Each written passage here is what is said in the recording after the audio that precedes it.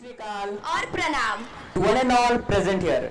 Our today's honorable chief guest, respected Gauri sir, respected principal ma'am, vice principal ma'am, principal of Jizamata English Medium School, principal of CBC section, Mr. Anil Patil sir, in charge of junior college, Swati Jagtap ma'am, Ujjwal Jagtap ma'am, in charge of pre-primary section, Swati Jagtap ma'am, our beloved teachers, parents and all my dear friends.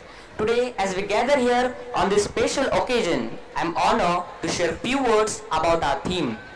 आकाशी झेप गेले पाखरा.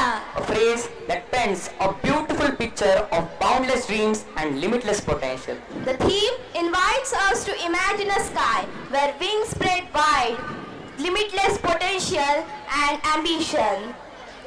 It reminds us that just like wings soar high in their wings, we too must trust our abilities and embrace challenges to reach new heights.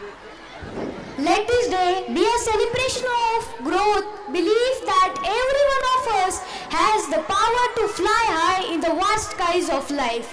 Let us take first step together towards a day filled with learning, fun and inspiration. Thank you and let's make this day unforgettable. उपस्थित मान्यवर आणि प्रेक्षक हो, आजचा हा सोहळा विशेष आहे.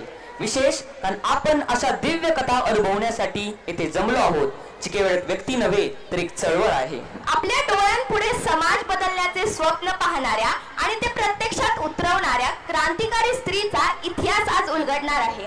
तुम्ही ओळखलंच असेल नाही का? हो, मला कळलं. क्रांती ज्योती सावित्रीबाई फुले, बरोबर ना? हो, अगदी बरोबर. त्या महानायिका ज्या भारताच्या पहिल्या शिक्षिकाही ठरल्या आणि त्यांच्या आत्मसन्मान व संघर्षाच्या प्रवासाने संपूर्ण समाजाला जागृत केलं. स्वतःवर होणारे अत्याचार सहन करीत नाहीत, त्यावर आवाज उठवत, शिक्षणाचा ध्वज फडकवत सावित्रीबाईंनी जी मशाल पेटवली, तिचा प्रकाश आज देखील आपल्याला मार्गदर्शन करतोय. आणि त्या काल्पनिक स्वप्नांमध्ये नसून आजच्या समाजासाठी प्रेरणादायी आहेत. अरे तुम्हाला माहित आहे का, आपल्या प्रिन्सिपल मॅम, सर्व टीचर्स सुद्धा सावित्रीबाईंच्या कार्याची प्रेरणा घेत असतात. तुम्ही फक्त विचार करा, आज आपण चंद्रावर झेप घेऊ शकलो असतो का? मंगलयान करू शकलो असतो का? तर चला या क्रांतिकारी संघर्षाचा साक्षीदार व्हा. आज आपण सादर होणाऱ्या या नाटकाद्वारे सावित्रीबाईंच्या जीवनाची एक झलक अनुभवूया. आणि आता वेळ आहे त्या प्रेरणादायी प्रवासाची सुरुवात करण्याची. आकाशी झेप घेण्याची.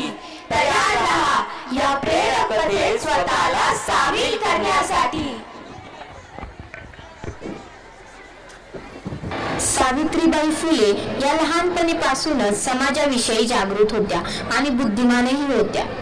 सावित्रीबाईंच्या लहानपणीचा एक प्रसंग. सावित्री, मुलींना शिकण्याची काय गरज? कुटुंब सांभाळायचं काम महत्वाचं आहे. शाळेला जाऊन काय साधता येईल तुला? बाबा, शाळेत जाणे म्हणजे फक्त पुस्तके शिकणे नाही. शाळेतून मी समाजाची स्थिती समजू शकेल, स्त्रियांना हक्काची जाणीव करून देईन. समाज तुझ्या विचारांना मान्यता देणार नाही. मुलींच्या शिक्षणावर किती चर्चा कर, समाजात मान्यता मिळू शकत नाही. समाज बदलण्यासाठी मी कोणत्याही संकटावर मात करेन. समाजाला बदलण्यासाठी मला शिक्षण घ्यावं लागेल. आई, मला शिकायचं आहे. मी का शिकू शकत नाही? स्त्री शिक्षणाचा काय उपयोग? तुला घरातली कामे करायची आहेत. शिक्षणासाठी वेळ वाया घालवू नकोस. मला कितीही विरोध केला तरी मला शिकायचं आहे. मला शिकायचे आहे. सावित्रीला शिकवतोस का? मुलींनी शिकणं म्हणजे घराचा नाश. अगं काकू, मला शिकायचे आहे. मुली का शिकू शकत नाही? अरे बाळ, लोक काय म्हणतील? शिक्षित मुलगी म्हणजे सर्वांसाठी धोक्याचा मुद्दा. मुलींनी शिकायचं नसतं, लोक तुझ्यावर टीका करतील. सावित्रीचा विवाह महात्मा ज्योतिराव फुले यांच्याशी 1840 मध्ये झाला. यावेळी त्या अवघ्या 9 वर्षाच्या होत्या व ज्योतिराव फुले हे 13 वर्षाचे होते. आजी, मला शिकायचंय आणि या समाजातील मुलींनाही शिकवायचंय. सावित्री, तू खूप समजदार आहेस. तू मुलींना शिकवण्याचा विचार करत आहेस. हे खूप मोठे पाऊल आहे आणि मुलींच्या शिक्षणासाठी तू एक लढा देऊ शकतेस. हो पंताजी, मला विश्वास आहे की मी मुलींना शिकून त्यांना स्वतंत्र बनवू शकेन. मुलींचे शिक्षण समाजासाठी अत्यंत आवश्यक आहे. शिक्षण हे समाज परिवर्तनाचे माध्यम आहे. काही विशिष्ट लोकांचे शिक्षण हे समाज बदलणार नाही. त्यासाठी सर्व दीनदलितांना गोरगरिबांना, स्त्रियांना, मुलींना शिक्षण मिळालेच पाहिजे. तेव्हाच खऱ्या अर्थाने समाज बदलेल व क्रांती घडेल. हो, तुम्हाला तर माहिती आहे मला लिहायला वाचायला खूप आवडते. थांब, मी तुला आजपासून लिहायला वाचायला शिकवतो. हे बघ, हे काही मूळाक्षरे आहेत. हे माझ्या पाठीमागे उच्चारण्याचा प्रयत्न कर. अननस, आ ई ई ई इमारत. अननस, आ ई ई इमारत. हे पहा, मी सगळी मुळाक्षरे गिरवली व पाठही केली. छान छान. आता तुला वाचनाचा सराव करायला हवा. हे बघा, माझा वाचनाचा सरावही झाला. आता मला उत्कृष्टरित्या वाचता येते. माझे विचार मला स्पष्टपणे मांडता येतात. पुस्तके वाचता येतात. पण इतर स्त्रियांना शिक्षणाचा गंध सुद्धा नाही. ज्यांच्या मनात वाचनाची जिज्ञासा असते त्यांना वाचता यावं असे वाटते. आता सर्व महिलांना शिक्षणाच्या प्रवाहात आणल्याशिवाय मी मुळीच शांत बसणार नाही. आपण मुलींसाठी एक स्वतंत्र शाळा निर्माण करूया. हो, ही संकल्पना फार चांगली आहे. यामुळे आपण मुलींना स्वतंत्रपणे शिक्षण देऊ शकतो. गावातील काही लोक सावित्रीबाई फुले आणि ज्योतिराव फुले यांच्या निर्णयावरती चर्चा करू लागले. अरे, तुम्हाला माहिती आहे का? नाही, काही माहित नाही. सांग बरे.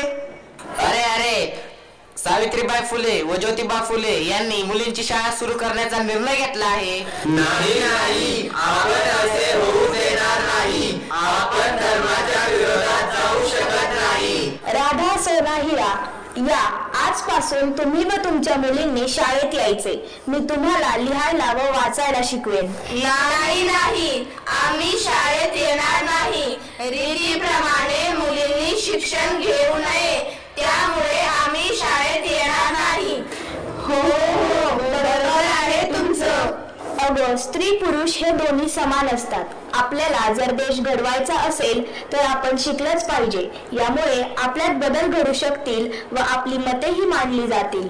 सावित्रीबाई फुले आणि महात्मा ज्योतिराव फुले यांनी समाजाच्या विरोधावर मात करून 1848 मध्ये पुणे शहरातील भिडेवाडा येथे मुलींची पहिली शाळा सुरू केली. ही शाळा ज्ञानप्रभा म्हणून ओळखली जात होती. बाई आल्या का तुम्ही? हो बाई, आम्ही सगळे आलो. बसा खाली. आज मी तुम्हाला शिकवेल. ही सगळी मुळाक्षरे तुम्ही माझ्या पाठीमागे उच्चारण्याचा प्रयत्न करा. अननस, आ ई ई इमारत.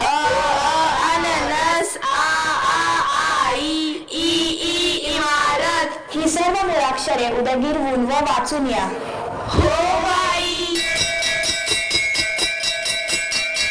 गावातील सर्व लोक सावित्रीला विरोध करू लागले. हे बघा, आली सावित्री. कुठे आहे ती सावित्री? ती बघ, तिकडे आहे. काल सांगितले होते ना, शाळेत जाऊ नकोस, मुलींना शिकवू नकोस. तू ऐकतच नाहीस. फेका तिच्या अंगावर दगड गोटे, चिखल शेण फेका.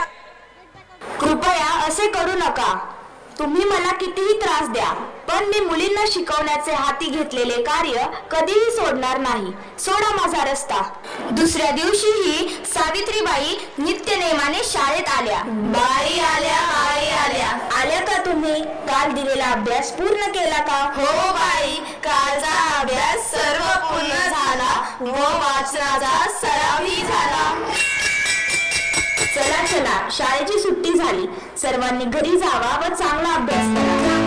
सावित्रीबाई फुले यांच्या संघर्षामुळे शाळेतून शिकलेल्या मुली यशस्वी झाल्या.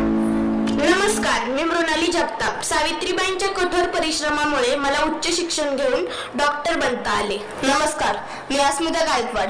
सावित्रीबाईंच्या कठोर परिश्रमामुळे मला वकील बनता आले. नमस्कार, मी गार्गी दिवाकर. सावित्रीबाईंच्या परिश्रमामुळे मला उच्च शिक्षण घेऊन इंजिनियर बनता आले. नमस्कार, मी हिंदवे गोळे. मला सावित्रीबाईंच्या परिश्रमामुळे उच्च शिक्षण घेऊन एक शिक्षिका बनता आले. याचा आम्हाला अभिमान आहे. क्रांती ज्योती सावित्रीबाई फुले यांनी मुलींना शिक्षण दिले. ही शिक्षणाची ज्योत आपण पुढे नेऊया.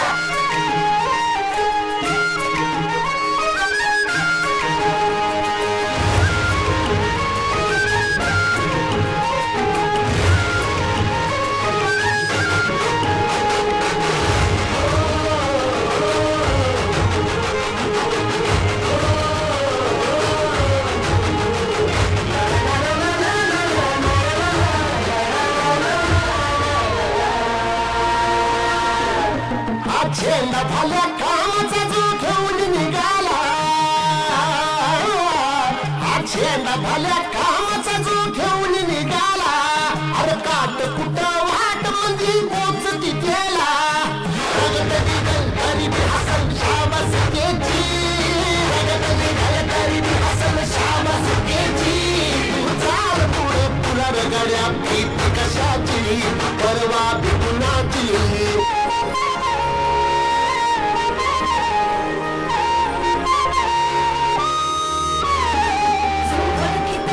औक्ष म्हणजे मोठी लढाई मोठी लढाई अन हत्याराचा गुलामाने घाव बिघाई